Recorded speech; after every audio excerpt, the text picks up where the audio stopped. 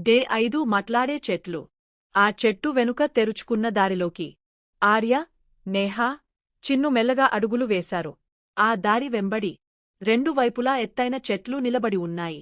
అవి సాధారణ చెట్లలా కాకుండా ఏదో గమనిస్తున్నట్టు అనిపించాయి. కొద్ది దూరం వెళ్లగానే ఒక చెట్టు కాండం కదిలింది. ఆకులు స్వల్పంగా ఊగాయి.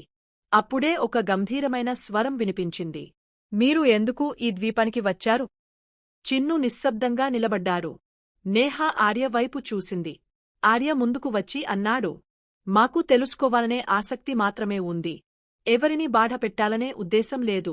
ఆ మాటలు వినగానే ఇంకొక చెట్టు మాట్లాడింది. నిజం చెప్పడం సులువు కాదు. కాని అదే మీ మొదటి పరీక్ష.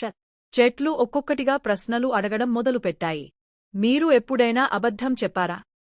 మీ స్నేహితుడిని కాపాడేందుకు నిజం దాచారా? నేహా మెల్లగా అన్నది. అవును. భయంతో అలా చేశాం. ఆ మాటలతో చెట్ల ఆకులు మృదువుగా ఊగాయి. గాలి మళ్లీ వీచింది. నిజాన్ని ఒప్పుకోవడం ధైర్యానికి గుర్తు అని చెట్లు ఒకేసారి చెప్పాయి. అంతలో చెట్ల మధ్యలోని భూమి మెరిసింది. ఒక రాయి పైకి వచ్చింది. దానిపై ఒక గుర్తు కనిపించింది.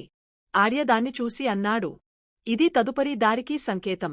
అప్పుడే చెట్లు చివరి మాట అన్నాయి. తదుపరి మార్గం నమ్మకాన్ని అడుగుతుంది. అక్కడ భయం మీ శత్రువు. ముందు దారి మెల్లగా చీకటిగా మారింది. అక్కడ ఏదో లోతైన ఖాళీ కనిపించింది. ముగ్గురూ ఆ ఖాళీ అంచున నిలబడ్డారు. దాన్ని దాటాలంటే కనిపించని దారిని నమ్మాల్సిందే.